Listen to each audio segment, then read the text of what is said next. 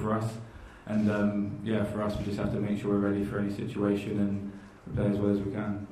And penalties could be a factor for the first time. Obviously, England historically have a pretty poor record. What have you been doing to address that as a squad? Yeah, we've been taking some penalties after training and doing some looking into things, but obviously we don't want to give too much away.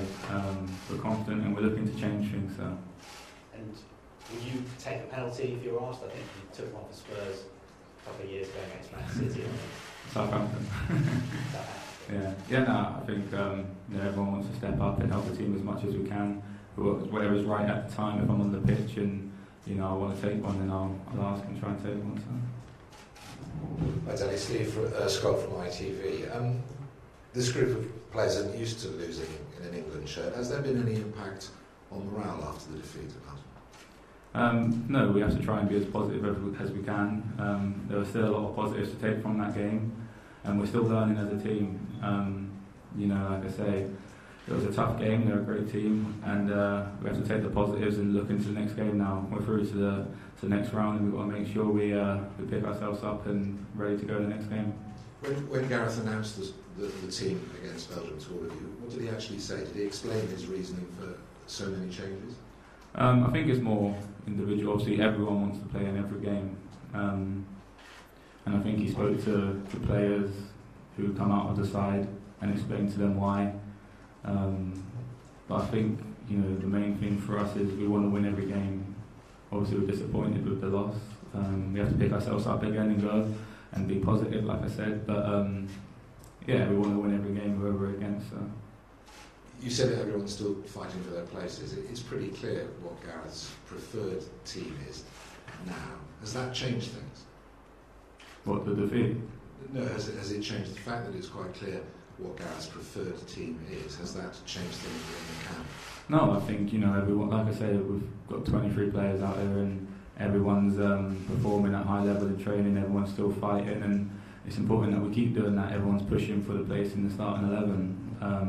We all want to help and play our part, and it could be, if you're not in the starting 11, you could come on and make the difference. So it's important that everyone's physically and mentally at the right level. And what has Gareth said to you as a group after the loss the other night? Yeah, just that we need to keep performing. We need to look into the next game now. It's important, obviously.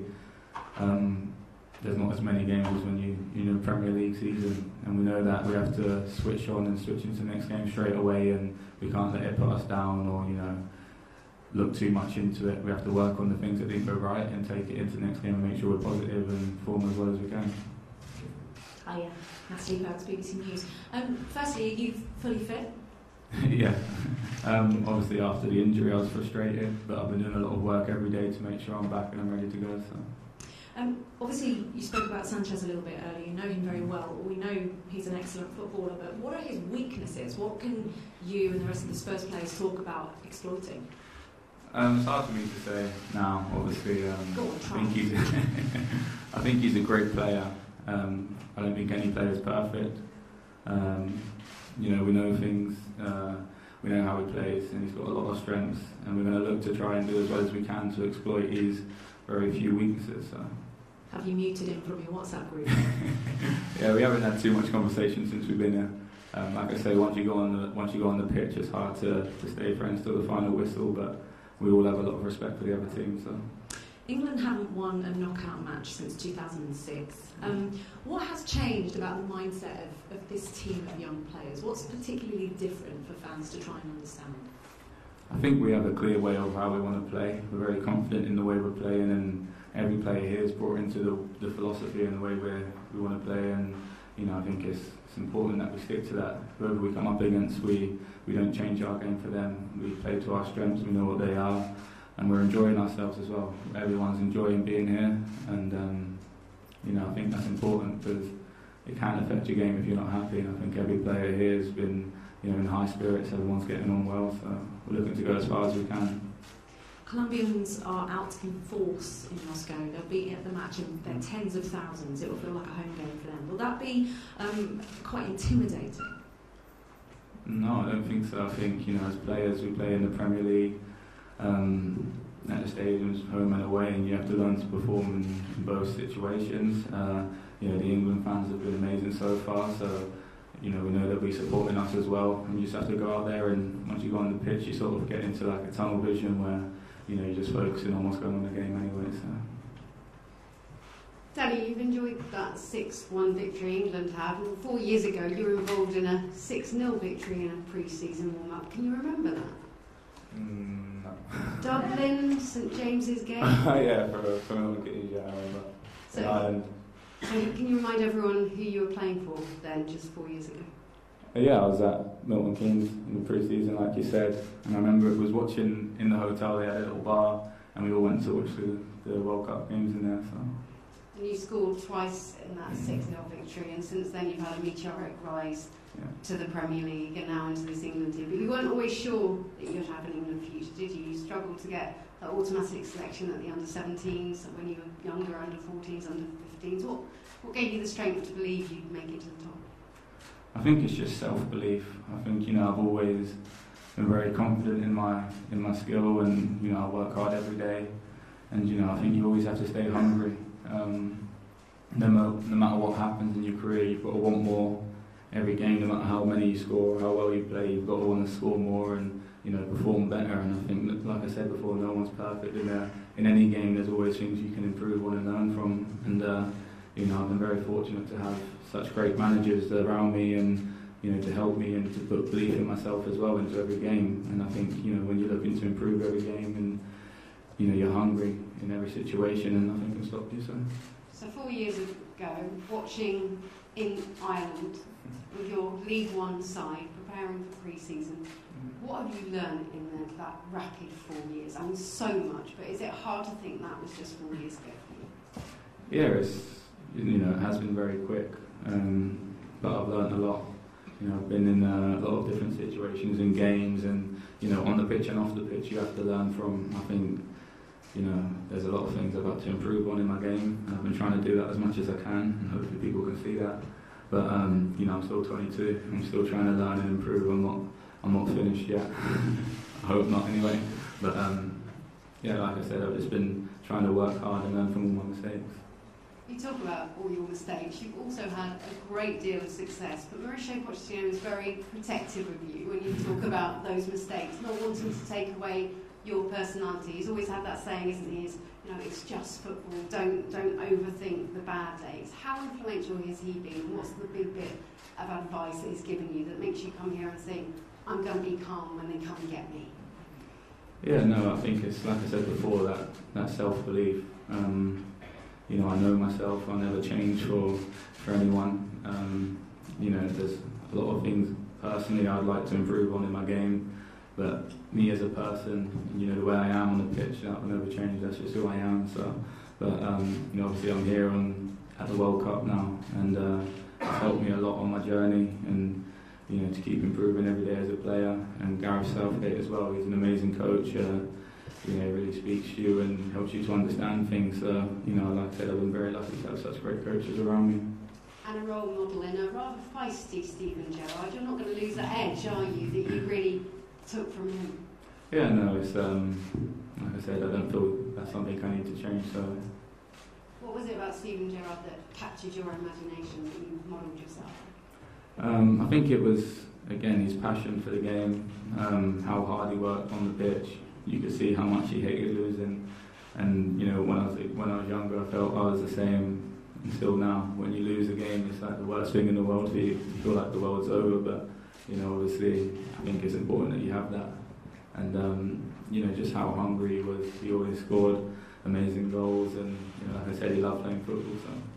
Can you give us a bit of insight into that? We're trying to change perceptions, all of us, about footballers and what footballers are. How bad is it when you lose? Because some fans think you sometimes don't care. How filthy are you? What do you do after you lose? How bad is it? It is very bad. But like I say, when you're playing in the Premier League and in tournaments like this, it's important that you don't get down on it too much. You have to learn from it, and when you're younger, it's a lot different. But you learn that you have to make it right in the next game now. And it's very difficult. There's been many of times, when I was younger, growing up, and you go home and cry and things like that. But then as you get older, you have to learn that you have to bounce back from it, and a lot of the time it's in your hands. You have to perform well in the next game and make sure you go positive from there. How do you recover now? Is it PlayStation? Is it, how do you get over it when you don't cry? No, I think, like I say, you have to analyse your performance, study what went wrong, make sure it doesn't happen again. I think if you keep improving, like I said, every situation you can learn from and improve from it. So it's when it happens, you just have to try and bounce back and take the positives into the next game and see what went wrong and change it. You've got some great tricks and flicks, and you've revealed recently that it wasn't jumpers for goalposts, it was bikes for goalposts. How have your skills developed from that? What kind of bike was it that you were having to manoeuvre around to get into the goal? No, I think it was, when you're younger, you just want to play football, and sometimes in the era I lived in, you didn't have, the goalposts, whatever, so you make your own and use your imagination, and I think that's, it's one of the beautiful things about football.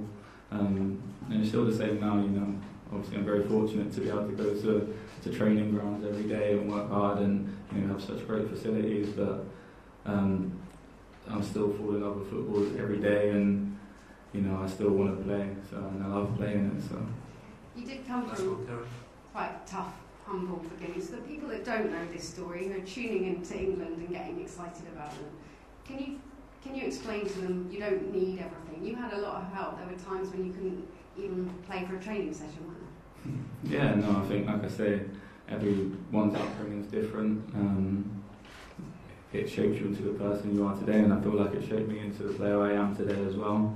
When I was younger, I was playing with a lot of older kids in the parks and things like that, and it made me ready when I was in Milton Keynes, when I got put into the first team and started training with the first team. I wasn't scared. I wanted to show myself and prove to everyone that I deserved to be there. And it's the same when I moved to Tottenham. I wanted to feel ready.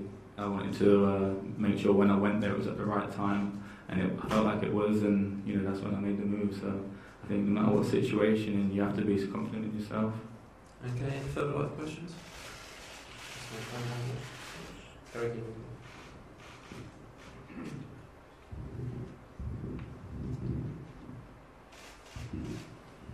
Hello, Dele, from the Spanish news agency ITV. I would like to know, Colombia, James Rodriguez is quite injured. I would like to know, what do you think Colombia lose if James can't play in the game? Obviously he's a fantastic player. He is a big threat for them, for us. He's a great player, and obviously we have to be ready for whoever plays. Like I said, we don't want to think too much about the other team. He holds a threat, and we're aware of that.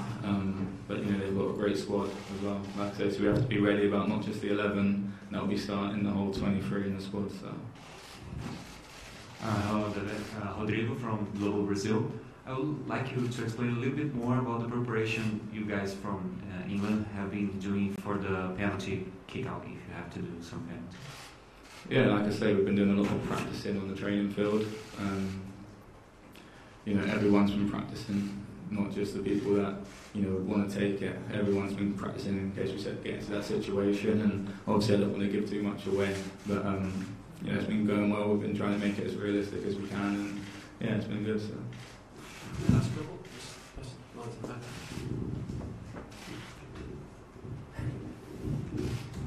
Hi Dele, David Gurgis from SNTV. Just because this tournament's been a bit stop-start, you played the first game, obviously missed the next two. I'm not saying that you need extra motivation for a World Cup, but do you reflect on the great performances you've had for England and for Tottenham last season, just as a kind of psychological boost that you can have the sort of influence in the kind of game that people expect of you, really? I think, like I said, everyone here wants to be playing, and it's disappointing when you pick up an injury. But I've been working hard to make sure I get back fit, to try and help the team as much as I can.